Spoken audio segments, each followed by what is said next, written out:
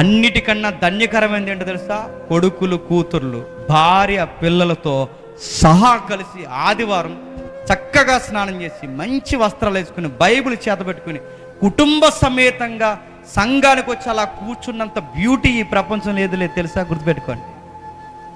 జీవితానికి ధన్యకరమైన సమయం ఏదైనా ఉందంటే మనం సంఘానికి కుటుంబంతో సహా వచ్చి అలా కూర్చొని దేవుని మాటలు విని, అందరూ పాట పాడుతుంటే దేవునితో పాటలు అందరితో పాటు కలిసి పాడి దేవుని ఆరాధించుకుని దేవుని మాటలు విని మన కుటుంబ సమేతంగా ఇంటికి వెళితే అంతకన్నా ధన్యత ఈ భూమి మీద మనకేమీ లేదు.